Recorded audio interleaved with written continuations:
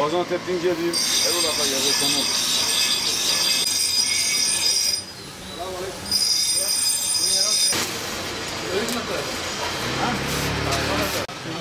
Onu bayramdan sonra yapacağız.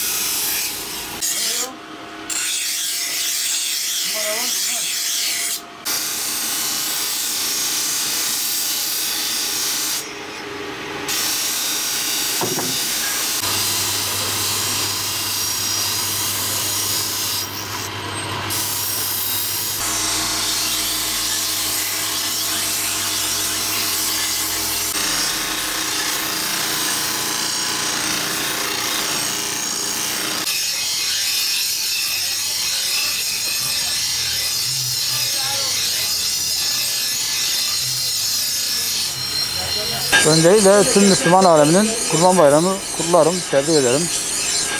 Size hayırlı seneler çıkmana nasip ederim.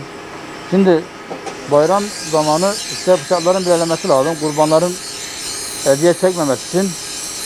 İşte bizim insanlarımız eskiden biraz daha şeydi. Kurbana 3 gün kala 2 gün kalasıya son güne saklıyorlardı ama son senelerde biraz daha erken getirmeye başladılar. Çünkü erken gelirse bıçaklar biraz daha temiz çıkar. Ama son günlere kalabalık kaldığı zaman o zaman biraz aceleye geliyor.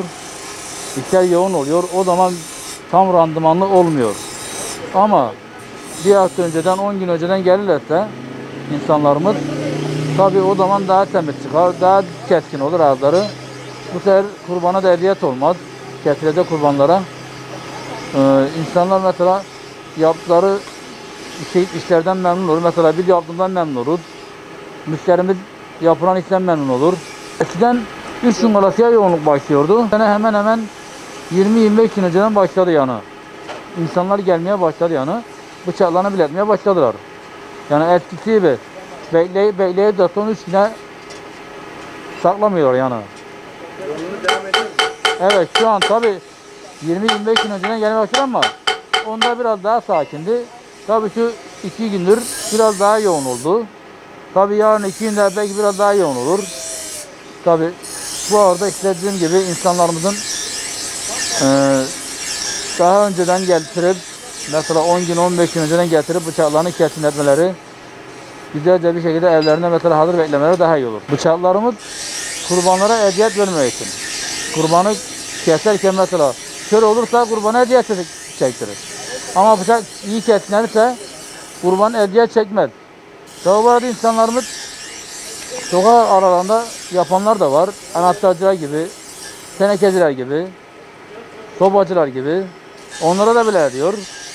Onlardan pek randıman alamazlar.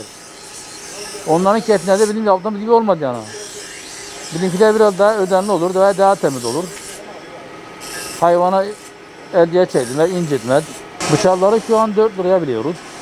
Et satır gelse 8 lira. Yani makine bıçakları geliyor. Onlar da tanesi 4 lira. Bayramın akşamına kadar devam eder. Kurban nedeniyle bıçaklarımızı bileletmeye getirdik. Erol ustamız sanatkar usta olduğu için eziyet çekmemiş, hayvanlarımız eziyet çekmesin diye güzel ve temiz ferah bir ortamda kesmek için rahat hayvanımız acı çekmesin diye bıçaklarımızı bileletmeye getirdik. Kısmet olursa işte Erol ustamızda yılların deneyimi var. Güzel bir esnaf olduğu için getirdik işte bıçaklarımızı bileletiyoruz. Bayram nedeniyle. Kurbanımız eziyet çekmesin. Maksat başka bir şey yoktur yani.